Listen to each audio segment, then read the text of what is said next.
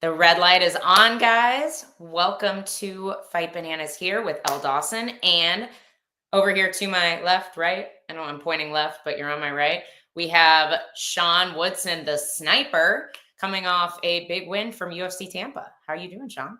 I'm doing great. I'm still riding the high from the fight, loving life. I love it. Where are you joining us from today?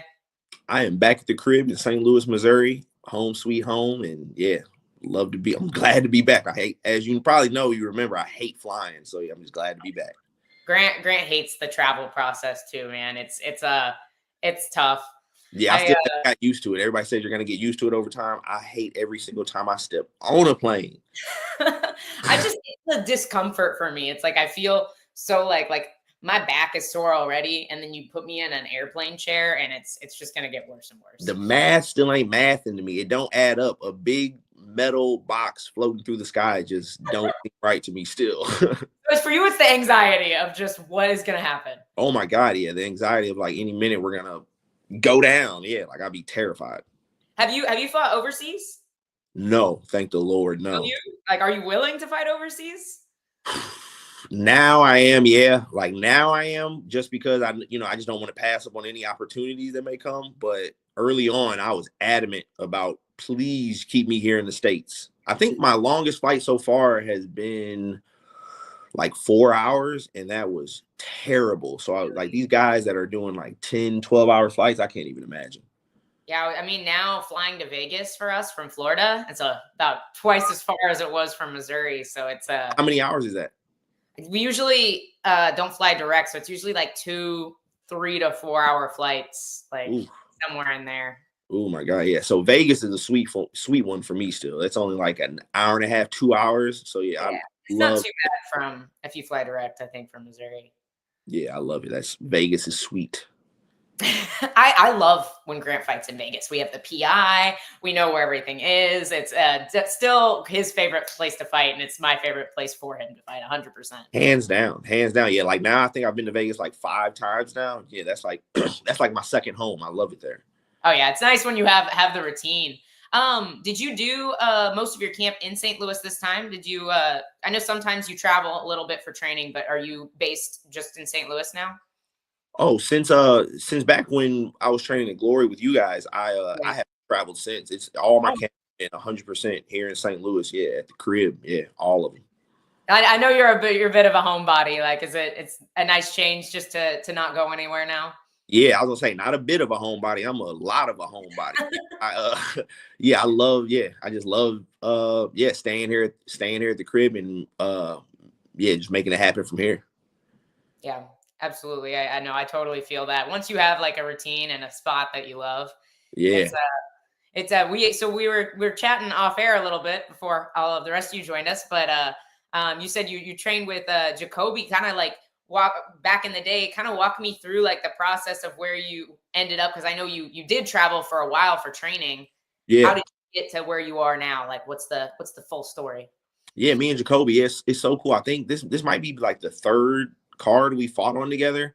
And Nice. yeah, it's just like it's crazy how they're saying they say life comes full circle. I started my MMA journey when I was like 17, 18, and it was at Matt Hughes's hit squad, and Jacoby was already there.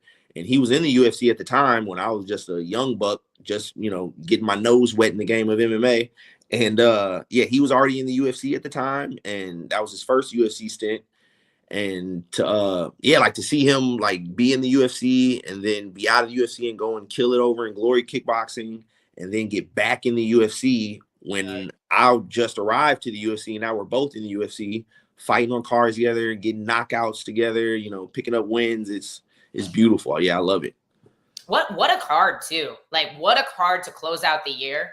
It was UFC Tampa was by far one of my favorite cards of this year. Like, how cool was it for you? Are you like I'd rather it be a boring card so I can bonus, or like do you just love the energy of a card like that? Yeah, like it yeah, like I say it's cool that it was such an exciting card, but at the same time I don't like it. Like when I was back in the hotel room, I'm like, damn, y'all slow down, chill out. Like after my first round knockout, I thought for sure I was a shoe in for 50K. And then knockout after knockout after knockout, I'm like, damn, these dudes are taking it away from me. But uh, Uh, I'm glad if it had to go to somebody else, a guy like Jacoby, who I started with, who I got a lot of love for, I'm glad it went to him. But yeah, it would be, and that happened to me before. Like there was another finish I had in the UFC a few years back. I was early on in the card, and I thought I was gonna get that bonus, and then like every other fight was a finish. So I've just two cards where I get pretty good performances and finishes. The whole rest of the card decided to do the same damn thing. And it's like, and especially if it's a big name too, which I get, but I also like when you're new in the UFC, like I remember when Grant first got signed, like how little money we had, like, oh my God, 50 grand, his first bonus, like 50 grand changed our lives. Life change. Like, and for some of these guys, it's a drop in the bucket. They've been around so long, they've made millions and millions of dollars. And it's like, I know you earned that, but come on. Yeah, I see some of these dudes, they get or like their reactions when they get told that they win the bonus, they barely even bat an eye versus I would run around the butt naked, flipping and rolling, going crazy. I get that 50K. I'm gonna be so happy. No, I feel that, man. I mean, and this was a fight that I think everybody was so interested to see, just because we got Christian over here. I'm sorry, Christian. I haven't been ignoring the comments. There's one. Hello, Christian. Hanging out, and it says Chris Boxing. Crispy Boxing. I appreciate you showing love, Christian. Love it. But yeah, and speaking of that Crispy Boxing, especially in a fight like this, everybody was so interested to see what this looked like with you fighting a guy not quite as tall as you, but almost as tall as you. Like, I think this is probably the first time you haven't had just a massive reach advantage here at featherweight. And what was that like? Did you feel like you had to make some adjustments? I know he had like some heavy pressure early in the fight, and that a lot of people don't necessarily have the confidence to press you when they know that length is there, Yeah, this matchup, like when I first got the matchup, it was extremely motivating because I was reading the comments and I was seeing everybody saying like, okay, let's see how Woodson does with somebody who, matches up to his stature and is like the equal same height as him. He was 6'1", I'm 6'2". So yeah, I was seeing it. And then in the comments, I read the comments, I ain't gonna lie. I was seeing that a lot of people were saying, like, oh, this is, Woodson's gonna get exposed and he's gonna meet his demise. And everybody was saying that they felt like the moment I got matched up with somebody just as big as me, that I was gonna get beat or exposed or whatever. So I was really looking forward to proving to people that, like, my height and weight or whatever is an advantage, but it isn't the only reason I'm winning these fights out here. And I've been, fighting all my life, and fighting guys who are tall just like me isn't nothing new to me. Like, we got a lot of tall guys who I train with.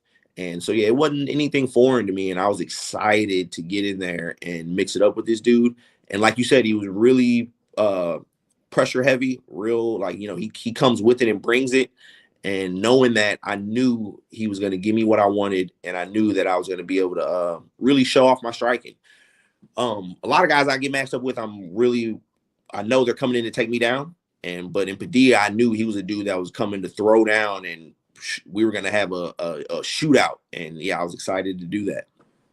Some of the most fun 5 minutes of MMA, like really, really enjoyable to watch. And I think that I know MMA math doesn't always add up, but I feel like there's something a little bit more special about beating the guy who beat the guy who beat you. Did I get that all right? Yeah, baby. Yeah, I love that. That was another thing I was super excited about too. My fight before Padilla was against Alex Caceres, who also beat the one guy who I got a blemish on my record. So Caceres, he had knocked out Julian, and I was really motivated that camp to beat Caceres and kind of like, just make a statement with that. And then followed it up with another guy who knocks out Julian. It really lit a fire under me and had me like, okay, this is really gonna wash that out and just get rid of that, like just dust myself off and get rid of that, what happened in the past. You know what I'm saying? I was really happy about that. And I think he's one of those guys too. Julian Erosa was Grant's debut. And I think he's one of those guys that's just unbelievably underrated. Like, he really so tough. He took y'all's fight on fairly short notice, right? Because that was your one catch weight, I believe. Yeah. This was in the peak of COVID, and I went through like 2 opponents, and fight week I got out there and still didn't know who I was fighting, and Julian ended up stepping up and fighting on like 3 days notice. And he was definitely fighting with something else that night. His his job and livelihood was, to lose, yeah. yeah, for sure. And I was hitting that dude at everything, and he kept pressing me and kept coming and did what he had to do. Much respect to him for sure, but I definitely feel like uh I'm levels above in that I'm a different fighter, and I learned a lot from it, and I'm looking back on it, I'm kind of glad it happened. It molded me into the man I am today, and yeah, I'm ready for bigger and better things. Absolutely, I love it. I love it. We got some Sean Woodson fans popping up in the comments. Says he Let's does go. not miss a Sean Woodson fight. Hello, Chris. Don't miss. I'm a sniper with you. That's what we do. Yeah, snipers don't miss, baby. I love it. Hey, Aaron, thank you for joining. Thank you for joining. No Chill says Woodson needs to be ranked. Yeah, I thought for sure come Tuesday I was gonna be ranked. It's crazy. Like, yeah, it's like what I gotta do, beat 15 people to get in the top 15. Damn, come on. It is coming soon. It's such a deep division. Yeah, yeah, that is very true. And as much as I like I said, rank me in the cage, and I see it all online, people saying rank Woodson. Truth be told, I'm not too worried about it. I know I just keep winning fights and doing my thing, that everything will fall into place, and yeah, it'll happen soon. It's got to be next for sure. But if it's not, all good. I'm willing and ready to fight them all. Absolutely. No, I mean, I'm very interested to see who they match you up with next. Sean, who's your dream fight from Christopher? My dream fight right now has got to be Topuria. Like, I know it sounds crazy that I'm calling out Topuria, and he's but put me in there with him, and it won't look so crazy. I'm excited for that. Yeah, I really want that Topuria matchup because everybody is so high on him, and they talk like he's invincible. But I see some things. I've watched him real close. I've seen some things that I can capitalize on, and yeah, I just do not for 1 second see him doing me how he's done everybody else. Well, and what a fight for the MMA boxing fans. Like, just two incredible boxers in that division. Oh yeah, 100%. And I know he's a black belt jiu-jitsu, and he's a well-rounded dude. He's got a real good ground game, but like I said, not only do I not see him being able to do me how he's done everybody else on the feet, but once I start landing on him, and when he changes his mind, decides to try to take me down, I don't feel like he has the wrestling to get me down. I don't feel like he has the size to get me down. So yeah, I feel like as styles make fights or whatever, and I feel like I am the worst matchup for that dude in the division. I love it, man. That's awesome. That call your shot. It'll come. This ain't just talk. This ain't no delusional talk neither. Like, I truly believe that I'm the worst matchup for Topuria. No, I love it, man. And speaking of, you said you don't feel like he's big enough to get you down. What are your thoughts about him, like, talking about this lightweight move? Is it a publicity stunt? Because I didn't feel like he struggles to make that weight. Yeah, that was so bizarre to me. When I started seeing that, when I first seen the very first article on Instagram about it, I thought it was a joke. I thought somebody was trolling when they were saying that he walks around 187 to 190. Like, that dude he doesn't look that big, right? Yeah, he's 5 foot nothing. Like, how is he getting up that big? Like, that is crazy to me. I'm 6'2", and like, I don't ever touch 190 and barely get up in the 180. So the fact that he's between 85 and 90 at his height, I personally, I don't believe it. But then again, I'm like, what would be the point of lying about that? And like, I don't know. I don't know what the agenda is behind all that, but I don't buy it for a second that he gets that big. But hey, I mean, to each his own, Oh wow, this would be an amazing fight too. Aaron T said, "Love to see you and Yair." Oh yeah, that'd be fireworks. Yeah, that'd be fireworks. We're both two, explosive, flashy strikers, and yeah, I'd be all for that one too, for sure. Ilya doesn't check kicks. I wouldn't even be trying to kick him. I'd be trying to put hands on that dude. It wouldn't even be no kicks necessary. Christian said, "Inspiring story coming up. Keep grinding, Sean." Appreciate you, Christian. It's still to this day. Like, I've been in the UFC for 5 years, but when people, just speak highly of me and show me love, it means a lot. Yeah, absolutely, man. It's so cool. It's cool that, like, getting to be in the MMA world is just the best. It really is. Oh yeah, there's no sport like it. No sport like it. This is cool. I didn't know. So it's like a live thing. People can tune in to ask questions while we're doing it. This is my first time doing an interview like that. That's dope. Oh, really? I love doing it live. It's so much fun. We enjoy it. We do some stuff pre-recorded, but for the most part, we're live. We're live. Interactive. Always. Chris Speaking of which, Chris says, how quick do you want to get back in the cage? I'm trying to get back in there April. I'm gonna enjoy Christmas, of course, the rest of December, and then I want to take all of January. But then right after that, February and March, I'm in training camp mode. February and March, that gives me 8 weeks to prepare, so I'd be ready to go anytime against anybody, anywhere, even if it's overseas. Come April. I think. What's supposed to be in April? Oh, There's a London car, right? I can't remember. I think I know something I'm not supposed to know. I think I'm gonna be quiet. Tell me off air. Maybe off air. I was like, wait, maybe that's. I don't remember. I did see that they're going to London in April. I think so. Yeah, I think I did see that London in April. I'm trying to think who over there. I know Arnold Allen, but he's pretty high up in the ranks, so I doubt I'd get that matchup. I would love that matchup, but yeah, I mean, I'd fight a London guy in London, no problem. Lerone Murphy, maybe he's pretty. He's like in the middle of the range, ain't he like 11 or 12 or something like that. Yeah, Lerone Murphy, that'd be a great matchup. Right, too. He's very very well rounded guy as well. Very well rounded. Yeah, oh yeah. I think he's a guy that would also be more than willing to duke it out with me though. Yeah, no, he definitely is not. He doesn't shy away from a fight. Like, yeah, I don't see him wrestling. Struck with and wrestled Edson Barbosa, which is it's always striking with Edson is always a scary. Yeah. I'm scary business. I'm scared for my legs against Edson, but I'd make it work. I'd have something ready for him. Yeah. That's a legend, legend of the sport. I think it's interesting. Something you were kind of talking about, like you not getting that heavy, outside of camp. I feel like every time you're fighting, I hear a commentator say, oh, like he can't make featherweight for much longer. Like he's just too big, but you've never missed weight. You had the one catch weight, but that was for Julian because he was coming in very short notice. Yeah. What are your thoughts about that? Like, is there any plan to ever go up, or is it just kind of you're very comfortable at featherweight here? Yeah, it's like I'm comfortable here at featherweight. I've put in so much work at featherweight now. In my mind, it wouldn't really make sense to put in all this work at featherweight and then right when I'm on the brink of getting ranked to, move up to lightweight and start all over again, And especially now that I'm, people are like throwing me in the talks with like potential matchup against Taporia and stuff like that. And yeah, and I will say this, I don't get all as big as people think I do. I get close to 180. I don't get to 180.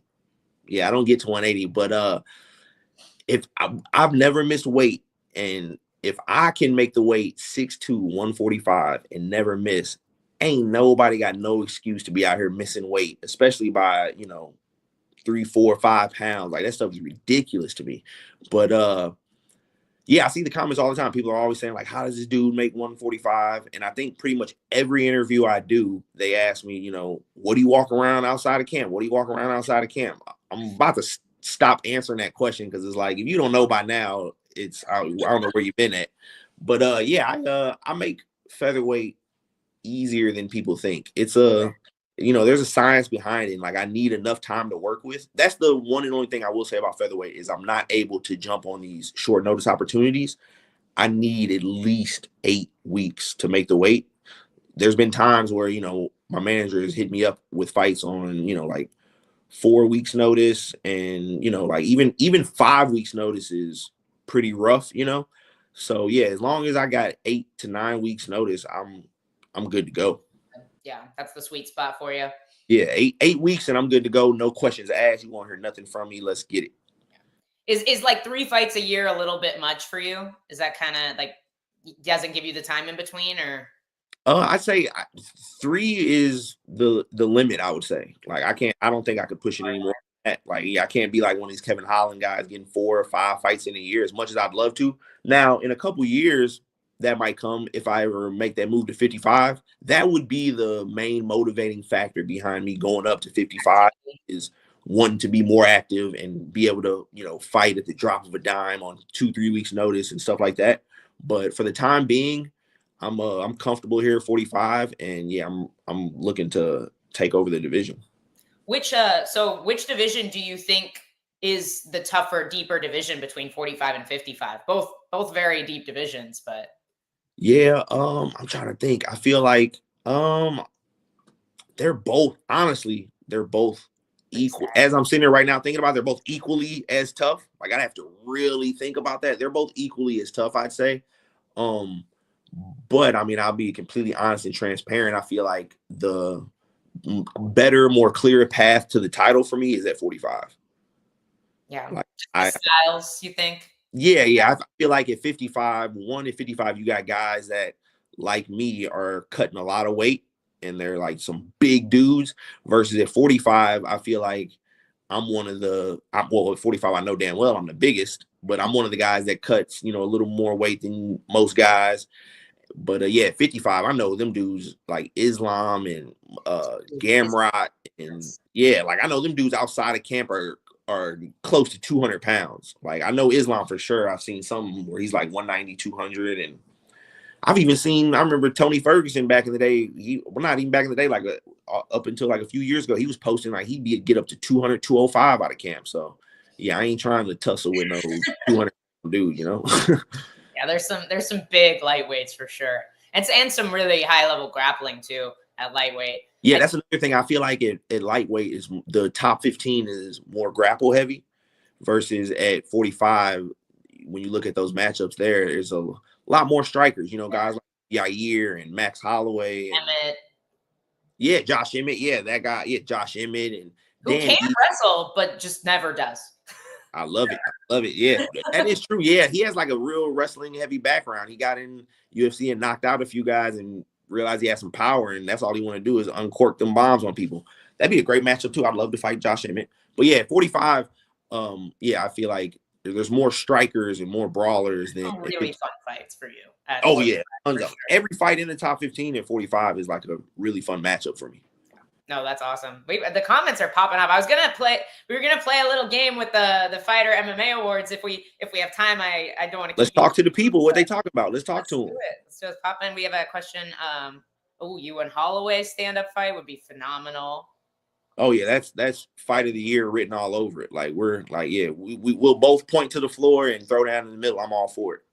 Let's segue into that. So, what is your fight of the year? There was a little bit of back and forth when we did our Fight Bananas MMA Awards, because I thought that the BMF fight, while still phenomenal, amazing ending to the fight, for me that was not my fight of the year. Okay. So was that your fight of the year? No, because like it definitely could be, but like that's a candidate for knockout of the year to me. Like Max Holloway got knockout of the year, so it's like I don't want to give that 2 awards, you know what I'm saying? But it definitely could win fight of the year. But no, I got that one slated as my knockout of the year, Max Holloway. Absolutely. If I was to pick I'm a fight nerd. Like I watch every single card, every single fight on the card. If I was to pick a fight of the year this year, I would it's probably an unpopular one, but I would go with Brendan Allen versus Chris Curtis. That was a knockdown, drag 'em out fight. That was a good fight. They both, like, the second time, I know they fought 2 times, but yeah, their most recent fight, that was a hell of a fight. They both hurt each other multiple times. Towards the back end, Chris Curtis got an injury during the fight, but still was in there like a dog fighting on one leg, and it went to the very, very end, and it was nose and nose, and Allen edged out a split decision in a fight that I thought could go either way. So yeah, I'd pick that one as my fight of the year. Yeah, no, Dave said good one. So this was my fight of the year. What Aaron said, Rumbetsky versus Oralby was my fight of the year. And I got so much. What is yours, Elle? I talked so much shit about this to Dave because it was such a great fight. And he was like, "Who?" And I'm like, people said you were wrong about that. People were giving you shit. Well, he was at our house yesterday, and Grant made us watch it again, and we changed Dave's mind. He's like, "No, that was a good one." But damn, right there, like that one and that Brendan Allen and Chris Kerr, those fights were like damn near equal. Yeah, that was a good one. That's a good one.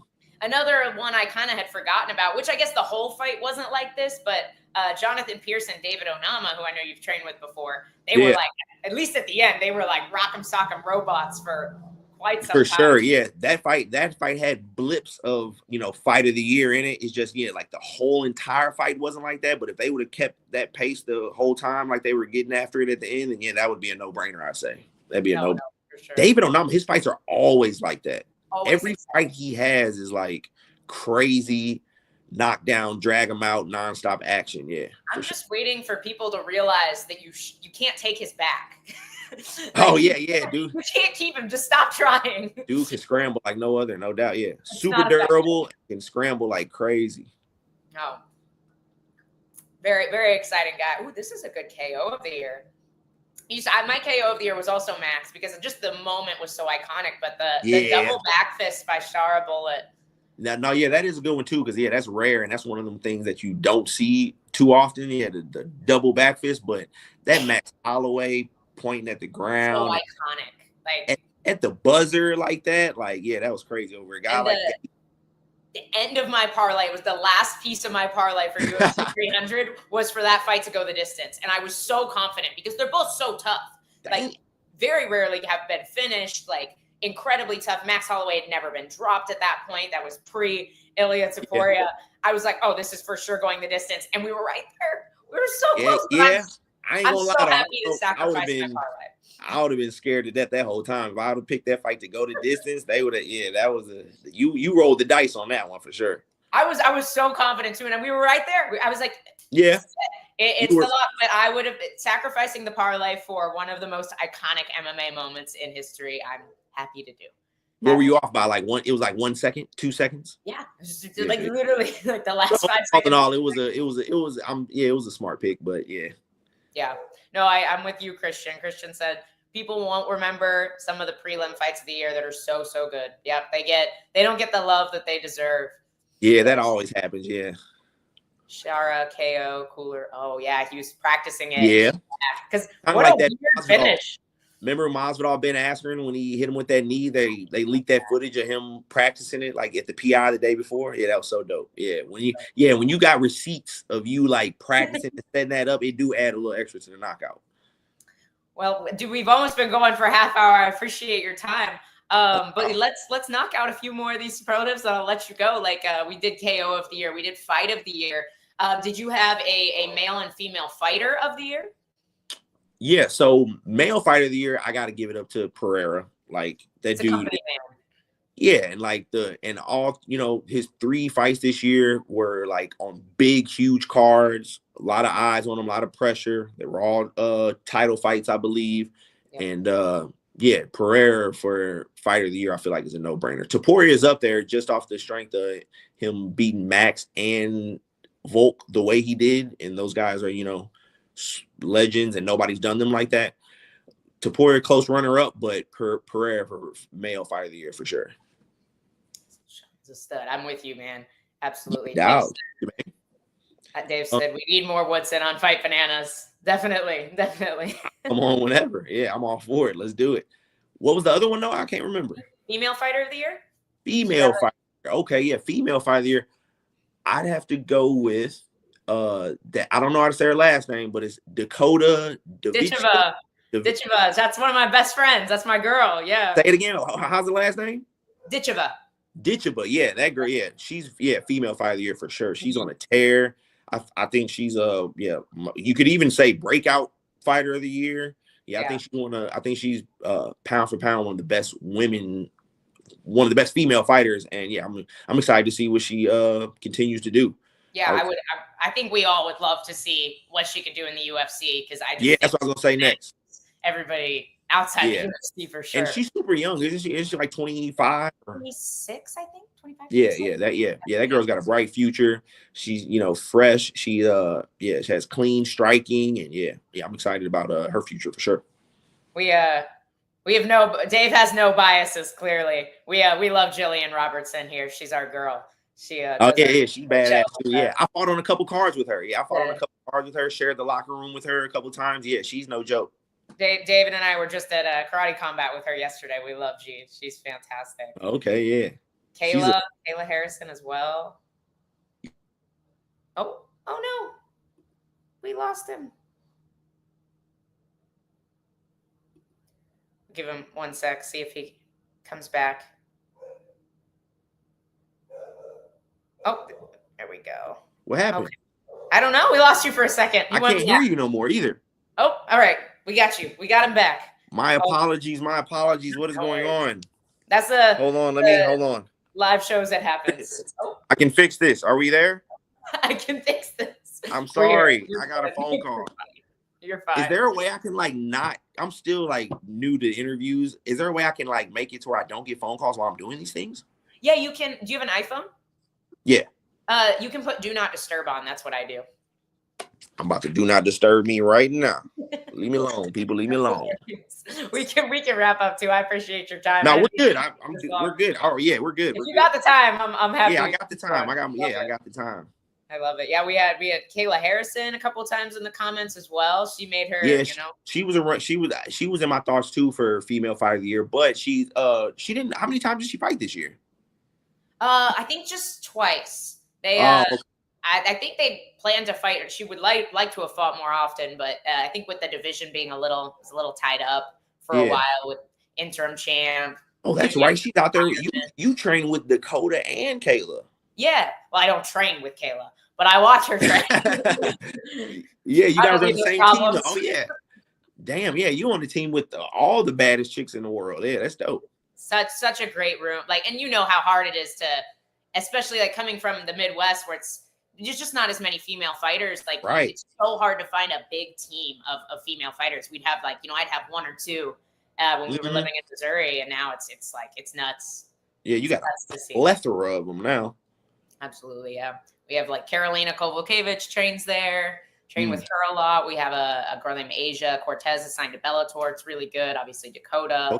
We have the LFA. I don't know how she's still an interim champ. She's defended their like strawweight interim belt like 3 times. Natalia Kuzit. I cannot say. Oh yeah. I was gonna say I don't know the last name, but I know Natalia. Okay. But the short hair, little Russian girl, she's incredible. Yeah, she whoops my butt every day. Dakota and Kayla though be on the same team. That's pretty cool. Yeah, no, they've got a heck of a women's team. Is Woodson a boomer? I don't even know what that means. What's a boomer? I don't know. Is that a Gen X thing? I don't even know either. Are you relating to these here? I don't know what she's talking about. I think boomer is like a baby boomer, but they're like. What's the year? We're not in our 60s. What's the year for baby boomer? I forget. I think it's a lot. I think we're millennials, right? Yeah, I think so. Millennials. I am 32. I was born in 1992. Wow. Yes. 90s baby. 90s baby. I'm a 94 baby. Okay. Yeah, 90s. I feel like we were born in the last of the good years. Yeah, I agree. We're biased. I saw there's this girl I follow. Do you remember Jenko jeans? Jenko jeans. Giant jeans.